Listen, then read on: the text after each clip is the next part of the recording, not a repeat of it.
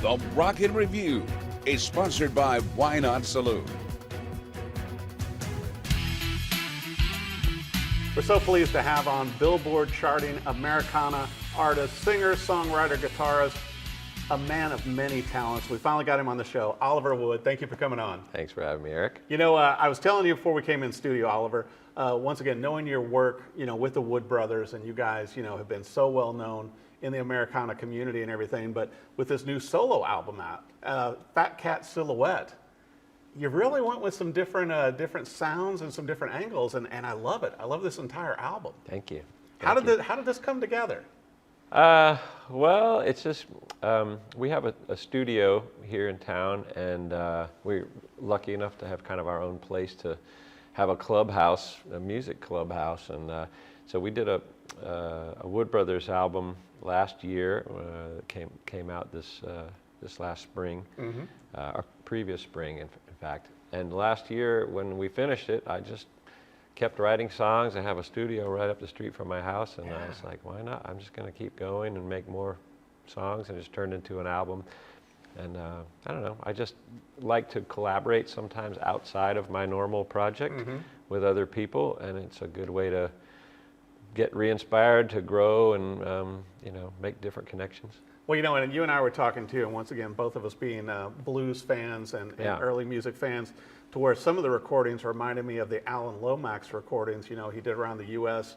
with so many artists, blues artists we wouldn't have known of. Yeah. And you said it was kind of similar because some of the songs, you like field recorded these with your iPhone. Yeah, I did one song purely with the iPhone, and I'm a huge fan of the field recording concept, because I think it's kind of like you're saying, a lot of those people didn't really know that they were gonna be on an album or anything. They just were playing in their church or on their porch or something. And so that there's a song where I was sitting in the backyard with my wife and just decided to record it and video it, and I just thought, just for fun, and then I was like, that's really beautiful. I don't think I could beat that. So so those kind of moments are great. There's so many songs on here too, and you and I were talking, certainly the departure from what the Wood Brothers do, which also you mentioned, alternative tunings, different instrumentation, but also your choice, Oliver, and I thought it was very interesting to bring up, because I know listening to the songs, which, the whole album, so many songs on here I love, but to where you're not really using a drummer, but your drummer is producing it, and you're using percussion. Yeah. I really, John O'Ricks, who produced and played drums and keyboards on the album, such a talent, and he's a great drummer, and I think I pushed a little bit more for him to go for more percussion, less drums, in the interest of it being a little different than stuff in the past, and also in the interest of getting him a little out of his box, and and me too, and us being a little more creative and open to things. Jono, a lot of the percussion you hear on the album is Jono playing an instrument he calls the sitar, and it's literally a crappy guitar he uses as a percussion instrument, and it has a pickup on it. It can go through a wah-wah pedal, or it can just be mic'd up, but it's a very American percussion instrument. So, but he just did such cool percussion tracks, and I think it did give a unique sound to the record. Oh, definitely. Well, and I was telling you too, and certainly I've always enjoyed the Wood Brothers, music and everything, the albums you guys have done, also the videos with our mutual friend James A. Willis. I thought you made a great puppet, with the whole puppet thing on those. It's like very creative. I think what you and the Wood Brothers together do is, you bring creativity in every facet of it. But also your choice of collaborators for Fat Cat Silhouette, the harmonies between you and Katie. Yeah, Katie Pruitt, such a great singer, and she was fantastic. How did you decide who to bring on for the collaborations? Well, they're all friends. So Steve Berlin, the baritone sax on the album, he plays with Los Lobos, which is one of my favorite all-time bands. And I've become friends with him in the last few years. Seth Walker, a great blues guitar player and singer-songwriter, he and I have a song on there called Grab a Hold of Me. These are all just really talented friends that I have that are just fun to be with and collaborate with and great with. Yeah, well, and it just sounds it is. I think the best way I can say it, Oliver, is the album feels organic. So when I'm listening to it, it is. It feels more intimate, which I think is going to be fun for you as a performer. Yeah.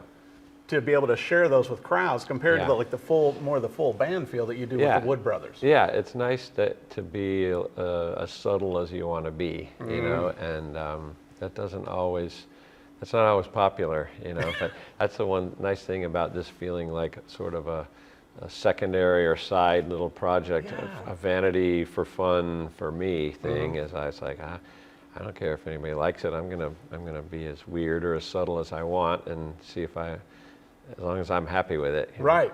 Yeah. Well, and I'm sure you are, because I mean, you know, and I got to bring this up also with your family, you know, with your father being a biology teacher and your mother a poet, but you know, your father, you know, was a musician who could have gone, you know, the music route. I mean, you know, as we were talking, you know, on Joan Baez's first album and everything. So, you know, you and your brother were raised around this music with music in the family.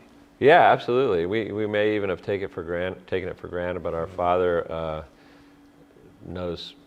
knew, he passed this spring, he knew hundreds of songs, of folk songs, and he was really into all kinds of American folk music and would always sing it around us. And he went to high school and played in a band with John Hartford, who I'm now a big fan of. And totally. And so straight out of St. Louis. Yeah, so he influenced us a lot, and we always think, when we were kids, we just thought everybody's dad probably had a guitar and sang, you know, and had no idea how deep his talent and knowledge were. And so, but I think he too was really interested in really simple, sparse, subtle, raw music. Yeah.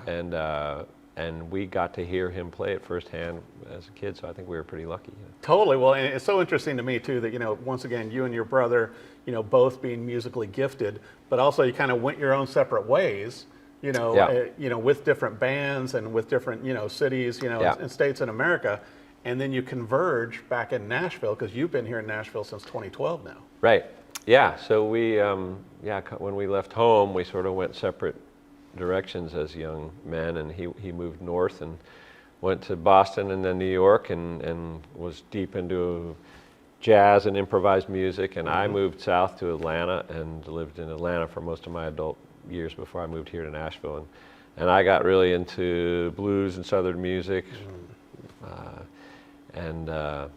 So yeah, it was 12, 14 years later that we got back together to start the Wood Brothers and try to combine our forces, and really, I think we really were excited about creating a new recipe since we had been having such different experiences. What if we put those things together? Right. Like Chris would always say, what if Charles Mingus started a band with Robert Johnson or something like that, or Willie Nelson, or that's totally just what a great thought, because I'm a huge fan of Mingus. Yeah, well, he's a Mingus guy, and I was a Robert Johnson guy. So what if you put those things together? So that was kind of our idea. But the other nice thing about starting late with each other was that we got to go off and sort of discover ourselves, our musical personalities, the way we are as people, and get comfortable a little bit without all the baggage.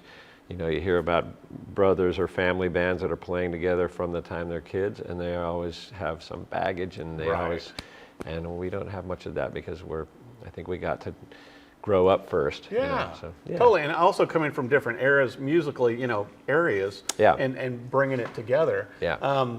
And obviously, you know, the Wood Brothers are going to be back on tour this fall, so you're going to have kind of a challenge when to do your solo shows also. Yeah, the solo shows are tough to fit in there. The Wood Brothers is my main bread and butter and creative outlet, but I squeeze them in here and there. I'll do Americana Fest here in Nashville in the fall, and do little tiny tours where I can. So. Well, I would be remiss if I did not ask about some of the instrumentation also, because I know, you know, you're kind of a instrument nut like myself. Yeah. And so it sounded to me like you had some parlor guitars on here, and I think there was one special one, a Gibson. A few special ones. Yeah, I have a really cool little Gibson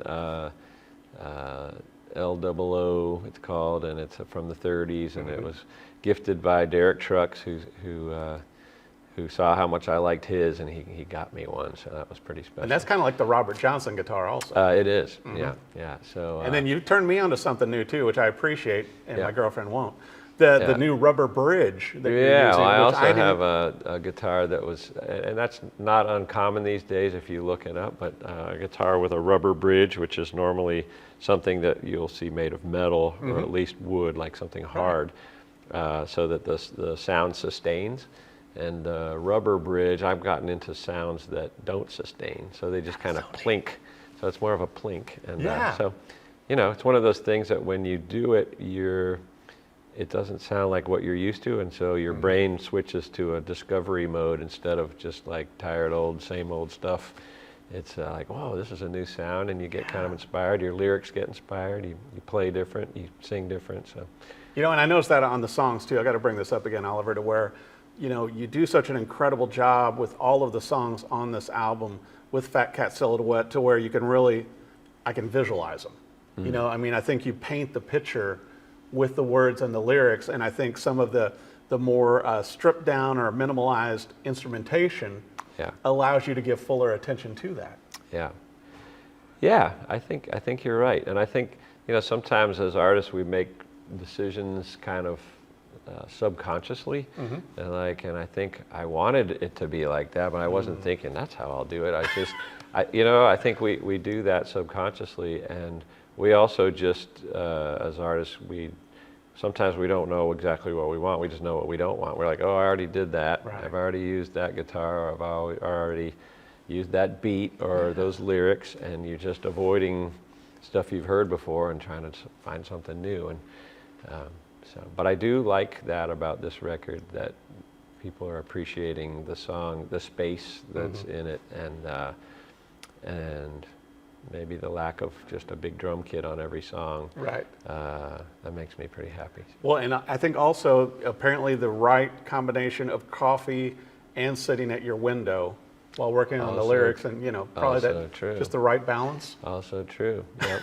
Yep. There was a lot of sitting at my window every morning with coffee and surrounded by the cats, and coming up with stuff based on what I saw out the window or up in the window. It's so amazing. I'll tell you what, it's a great album. I'm glad it's going to be, that it is available on vinyl also, because I think it really deserves it. It's certainly music that I want to recommend to my friends and everybody else, no matter what style of music you like, because it covers so many styles in here, with these songs.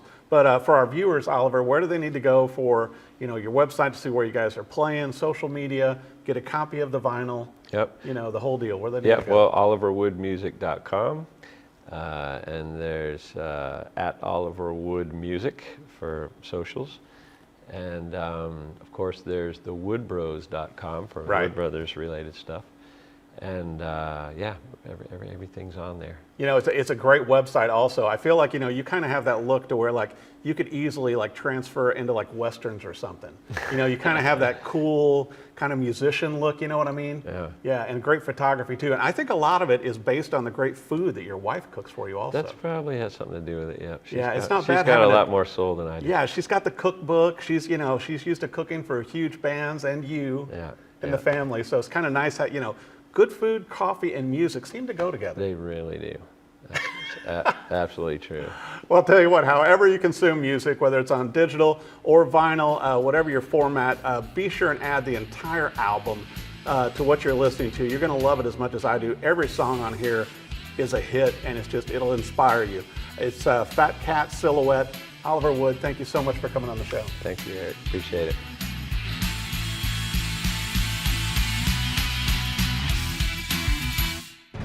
The Rocket Review is sponsored by Why Not Saloon.